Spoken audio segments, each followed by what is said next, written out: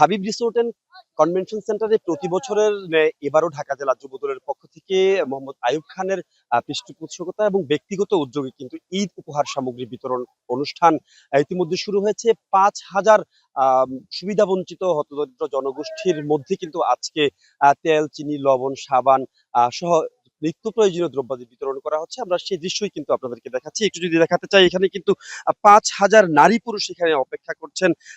ঢাকা জেলা যুব দলের পক্ষ থেকে কিন্তু এই উপহার সামগ্রী বিতরণ করা হচ্ছে। সেটি কিন্তু আইয়ুব খান নেতৃত্বে এবং ব্যক্তিগত উদ্যোগে সেটি করা হচ্ছে এবং তিনি প্রতি বছরই কিন্তু এই উপহার সামগ্রী বিতরণ করেন। তিনি ধারাবাহিকতা অব্যাহত থাকবেন। আজকের এই উপহার সামগ্রী তিনি তারেক রহমান মানে প্রধানমন্ত্রী তারেক রহমানের নির্দেশনায় সরাসরি বিতরণ করা হচ্ছে বলে এমন কথাই কিন্তু জানিয়েছেন। আমরা একটু যদি ঢাকা জেলা যুব দলের যিনি সাধারণ সম্পাদক, যার উদ্যোগে এই কর্মসূচি পালিত হচ্ছে, তার সাথে যদি একটু যুক্ত হতে চাই, ওখানে একটু আপনার সাথে একটু কথা বলতে চাই। এখানে আমরা দেখতে পাচ্ছি প্রায় 5,000 নারী পুরুষ কিন্তু এখানে উপহার সামগ্রী নেওয়ার জন্য আসছেন। কি এত বড় কর্মসূচির আয়োজন কি এটা আপনার ব্যক্তিগত অর্থায়ন এবং ব্যক্তিগত উদ্যোগে একটু বলবেন?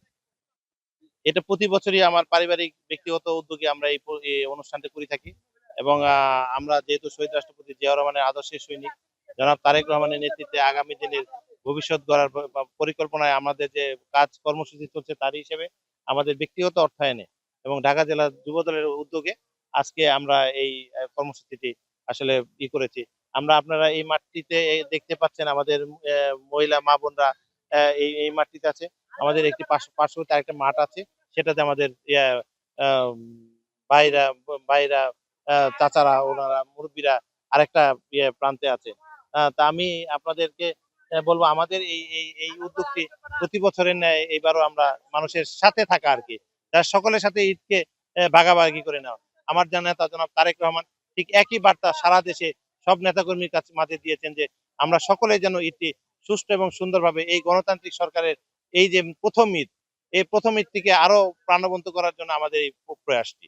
অনেক ধন্যবাদ। দর্শক, কথা বলছিলেন ঢাকা জেলা যুব দলের সাধারণ সম্পাদক আইয়ুব খান। তিনি কিন্তু বলছিলেন তারেক রহমানের নির্দেশনায় কিন্তু তিনি এই এত বড় যে কর্মযজ্ঞ, এখানে যে উপহার বিতরণ, এই উপহার সামগ্রী বিতরণের অনুষ্ঠান আয়োজন করেছেন। ভবিষ্যতে এ ধারাবাহিকতা অব্যাহত থাকবেন এবং তিনি বিত্তশীল এবং অন্যান্য নেতাকর্মী যারা রয়েছেন তাদেরকেও কিন্তু আহ্বান জানিয়েছেন সুবিধা বঞ্চিত জনগোষ্ঠীর পাশে দাঁড়ানোর জন্য।